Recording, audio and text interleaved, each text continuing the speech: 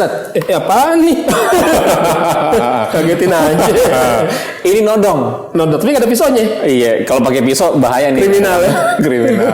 Oke, assalamualaikum warahmatullahi wabarakatuh. Waalaikumsalam warahmatullahi wabarakatuh. Oke, bro and sis, kenapa tadi saya nodong Ustadz Andika? Karena pekan kemarin dia udah janjiin episode sebelumnya ya. Iya, pekan kemarin episode tentang zakat konteks fikih. Beliau menjanjikan untuk membahas zakat dalam perspektif tasawuf sekarang gitu. Jadi sobat TK News stay tune terus dengan kita bersama dalam acara ngobrol perihal ihsan. Oke, Ustaz, kalau kemarin kita sudah bahas apa itu zakat yang dimulai penjelasan Ustaz dari infak mangkok besar, terus ada sedekah dan nafkah. Di sedekah itu ada mangkok kecil lagi namanya zakat. Zakat itu ada dua, pribadi zakatul fitri, harta zakat mal, masing-masing ada ketentuannya. Termasuk membahas tentang mazhab-mazhab yang banyak dipakai oleh masyarakat Indonesia. Gitu. Nah, sekarang dalam perspektif tasawuf zakat itu bagaimana, Ustaz? Zakat ya.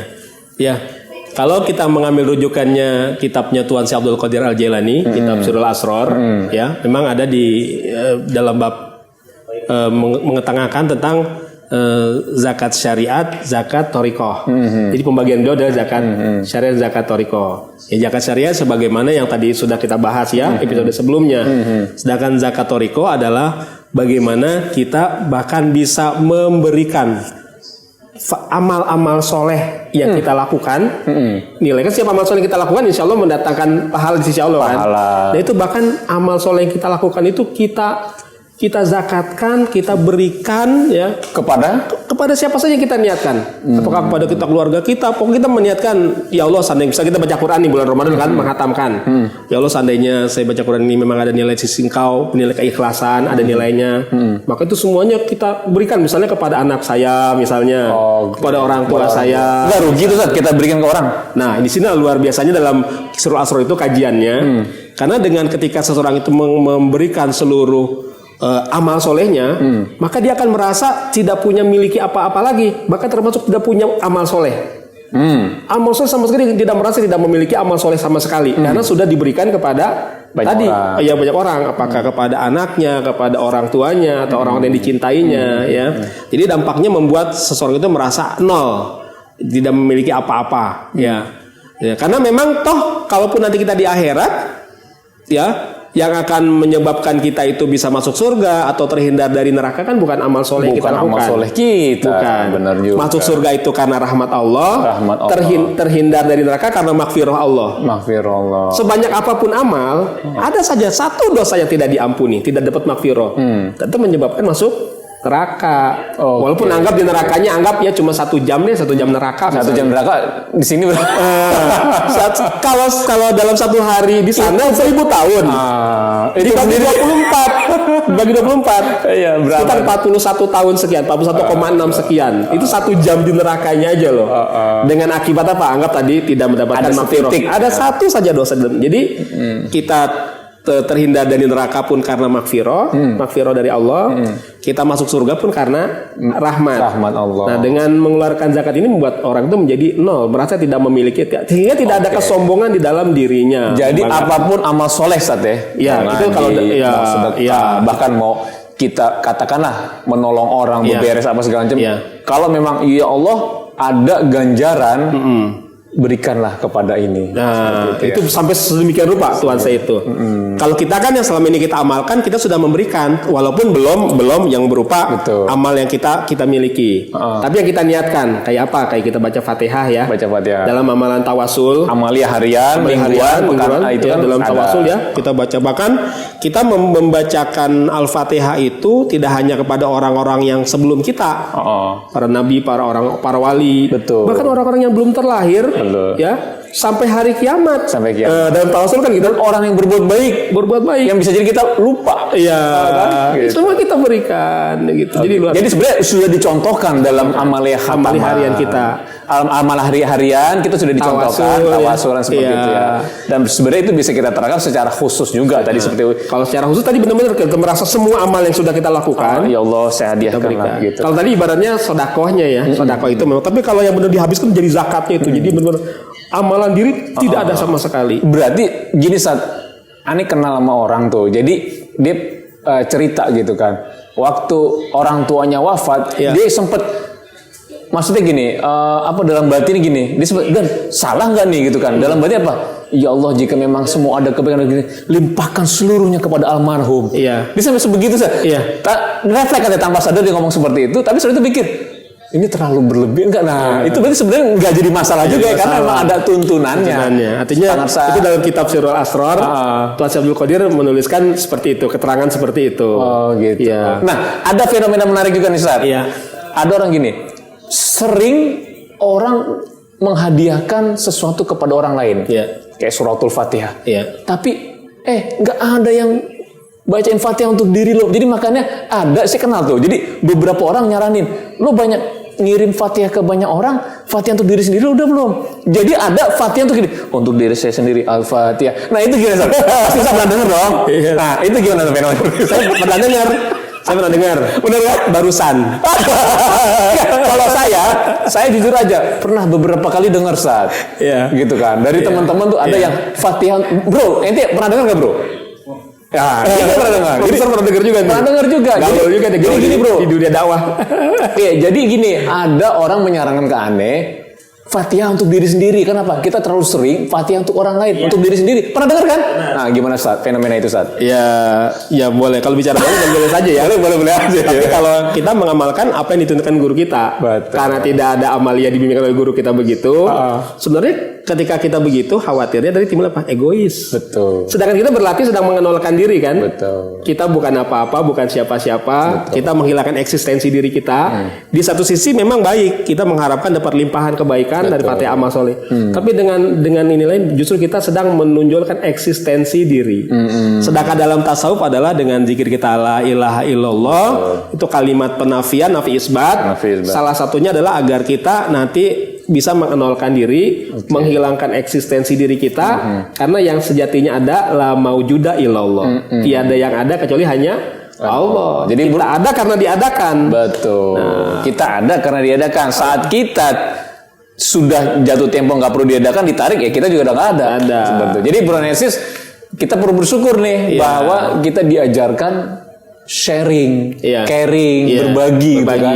Karena memang tadi maghfirah dan rahmat Allah. Ustaznya. Nah, ada juga begini, Ustaz. Iya. Ada pernah dengar kisah tuh. Pernah dengar dari Pak Guru Zuki Malaysia. Saya teringat nih. Iya. Jadi beliau itu sempat menyampaikan zakat tubuh, Ustaz. Zakat badan. Jadi ketika riadoh di itu menarik nih. Ini menarik nih. Saya juga pernah dengar langsung. Pernah dengar kan? Iya. Jadi beliau ketika diminta pengersahabah untuk berendam dulu, membersihkan diri dalam tanda kutip ya dulu kan untuk menjadi murid mengambil beta ujian sebelum talqin zikir ya. Beliau suruh rendam. Akhirnya berapa lama itu berhari-hari nggak boleh keluar dari situ kan. Tentu waktu sholat ya sholat gitu kan. Tetapi nggak boleh membunuh baik cacing, lintah maupun nyamuk. Gitu. Itu gini sampai akhirnya beliau ngikuti pesan dari pengersabah nggak berani nepok nyamuk. Padahal nyamuk begitu banyak tuh. Terdengar suatu ayat, saya lupa tuh, Ustaz. Ayatnya apa? Kata itu adalah sedekah, keluarkan zakat badanmu karena la ilaha illallah. Nah, itu gimana, Ustaz? Ya memang itu menarik ya. Kita angkat dulu kisah tadi ya. Kisah tadi itu boleh. Iya menarik. Jadi memang Pak Guru Zuki itu ketika pertama kali datang ke Suralaya ingin belajar talqin zikir kepada Pangersabah, tapi karena Pangersabah sudah melihat ini calon murid. Udah tidak umum ya. Prosesnya panjang ya. Maka Pangersabah memberikan ujian kepada beliau untuk berendam di Sungai Citanduy. Ya, di samping Suralaya itu Sungai Citanduy. Ya berendamlah kira-kira sedada ya. Jadi di bagian bawahnya yang di bawah dada itu kan terendam air Sungai Citanduy. Maka tubuh beliau itu dikerubuti oleh lintah. Lintah di bawah. Sedangkan bagian atas sungai itu dikerubuti oleh nyamuk. Jadi dua-duanya yang nyedot darah vampir semua tuh. ya jadi lintah dan nyamuk. Dan beliau terus merasakan, kata beliau itu sampai hari ke-11. Ya kemudian itu nggak boleh dibunuh ya. Nggak boleh dibunuh karena pesannya begitu ya. Apapun yang terjadi nggak boleh dibunuh, nggak boleh ditepuk dan sebagainya. Maka beliau pasrah saja, dinikmati saja ya. Maka pada hari ke-11 ya beliau mendapatkan sebuah hatif itu suara gaib yang tidak ada wujudnya yang mengatakan keluarkanlah zakat badanmu karena la ilaha illallah. Maka langsung beliau niatkan spontan, saya niatkan ya semua darah saya ini saya zakatkan untuk lintah nyamuk dan makhluk apapun yang sedang menyedot darahnya beliau ya. Tapi habis beliau berniat begitu, lintah dengan nyamuk malah nyamuknya terbang, lintahnya pada copot, pada pergi. Gitu. Ya, akhirnya dari hari ke-11 sampai hari ke-15 terakhir, beliau sama sekali tidak dikerubuti oleh nyamuk dan lintah. Zakatnya udah selesai berarti itu. Nah, ketika beliau selesai riyadhah tersebut, ya, dan sebelum mendapatkan talqin, Abah tanya, bagaimana rasanya Zuki? Enak, Bah. Kata Abah, ya. Kata Abah, bener enak. Iya, Bah. Dari hari yang ke-11 sampai hari yang ke-15. Karena saat itulah tidak dikerubuti oleh lintah dan nyamuk. Lalu Pak Guru Juki cerita bagaimana beliau meniatkan zakat fitrah, zakat badannya untuk nyamuk dan lintah. Dan Pak Sabar di situ tertawa, kata Abah, oh iya karena mereka bukan mustahik. Jadi itu lintah sama nyamuk malah tersinggung. Enak aja bukan mustahik kan pada pergi mereka. Guyonannya luar biasa ya, tapi ya itulah jadi mengeluarkan zakat badan karena la ilaha illallah. Jadi ketika kita mengeluarkan la ilaha illallah, hakikatnya kita sedang menebus badan kita dari api neraka. Itku minanar. Makanya ada bahasa ketika kita mengamalkan la ilaha illallah sampai hitungan 70.000 kali namanya atakoh, tebusan. Tebusan apa? Tebusan dari api neraka. Jadi ada amalan atakoh sugro, mengamalkan 70.000 kali la ilaha illallah namanya atakoh sugro. Dalam rangka menembus dari api neraka. Ada lagi atakoh kubro. Berapa? 100.000? Al-Ikhlas. Tapi dibaca adalah suratnya kulhu Al-Ikhlas. 100.000 kali. Itu surat andalan. Iya, surat andalan. Dalam rangka tadi menembus dari api neraka. Oke. Ini kalau Ikhwan-Ikhwan terdahulu mengamalkan. Tapi Ikhwan sekarang memang sudah jarang mengamalkan karena memang tidak diinstruksikan secara langsung oleh Sabar. Iya. Nah, berarti kejadian yang terjadi pada diri kita, katakan terhadap tubuh kita, bisa jadi kita kesandung, kejedot, atau mohon maaf kita kecelakaan di situ akhirnya darah keluar, abis itu kita sakit segala macam. Itu sebenarnya kita bisa memaknai juga itu bukan karena Allah benci sama kita dong kalau gitu ya. Karena memang bisa jadi ini merupakan pengurang dosa kan? Kifarat. Jadi kita tertusuk duri pun itu kan kifarat. Kifarat. Sebenarnya itu bisa jadikan juga memang bisa jadi dalam tubuh kita ada hak-hak yang bukan milik kita yang harus dikeluarkan, mungkin begitu Ustaz ya. Ada tebusan lah yang memang harus ada mungkin yang dosa-dosa yang tidak terampuni dengan sholat kita, dengan puasa kita, mungkin diampuni dengan kita mendapatkan musibah. Betul. Tapi syaratnya sabar. Itu baru ikhlas, sabar, ridho menerima. Tapi kalau ketika menerima penyakit yang ngeluh, mendemel, mingginan. Jadi syaratnya adalah ridho menerima penyakit. Karena ada kalanya memang dosa-dosa kita mungkin Allah tidak menurunkan maghfirahnya lewat sholat yang kita laksanakan, tidak menurunkan maghfirahnya lewat amalan soleh yang kita lakukan. Tapi ketika kita bersikap sabar, ridho, tawakal dengan musibah yang Allah berikan, saat itulah Allah memberikan maghfirahnya kepada kita. Jadi ini bro and sis, kita tetap sabar dan ikhlas dengan kondisi sekarang. Insya Allah. Iya, insya Allah. Di tengah pandemi begini, COVID ya. COVID-19 ini orang banyak di rumah, sudah jalan 3 bulan loh itu, udah 3 bulan. Aktivitas akan melambat lah gitu kan. Nah di sini kita perlu ada penggojlokan diri untuk lebih sabar dan lebih apa tadi Ustaz? Sabar dan ridho ikhlas gitu, menerima ya. Mudah-mudahan lah kita semua bisa selamat. Dan tadi saat penutup terkait dengan zakat ini dalam perspektif tasawuf. Tadi Ustadz sudah sampaikan bahwa kita menghadiahkan kebaikan untuk orang lain. Itu juga termasuk zakat, apapun bentuknya, mau sholat, ada nilainya nilai dalam arti ada ganjaran dari Allah, kita hadiahkan, kita niatkan. Sholat kah, puasa kah, sedekah lah gitu kan, berbaik itu boleh. Yang kedua tadi kisah Pak Guru Zuki, ternyata ada zakat badan gitu, zakat badan gitu kan. Nah, bagaimana Ustaz di kesimpulan di akhir ini untuk teman-teman semua Ustaz? Ya istilahnya boleh namanya zakat itu kan artinya mensucikan ya. Kalau zakat secara fikih berarti mensucikan harta, ya. Ada tadi harta yang secara fikih kan, betul. Zakat mal mensucikan harta, maupun yang zakatul fitri juga tetap saja itu sifatnya adalah mensucikan secara lahiriah. Tapi kalau secara tasawuf adalah mensucikan secara batiniah. Bagaimana kita bisa mensucikan batiniah kita dari segala hal-hal yang selain Allah, ya bahkan tidak hanya dari berbagai penyakit hati, itu pada tataran level yang lebih jauh, bahkan dari segala hal selain Allah, segala lintasan pikiran, segala hasrat kita, segala harapan kita, semuanya adalah berkaitan kepada Allah, gitu. Ya, nah itulah zakat. Maka dengan kita melakukan tadi semua amal kita, maka akan membuat kita menjadi begitu amat sangat bergantungnya kepada Allah.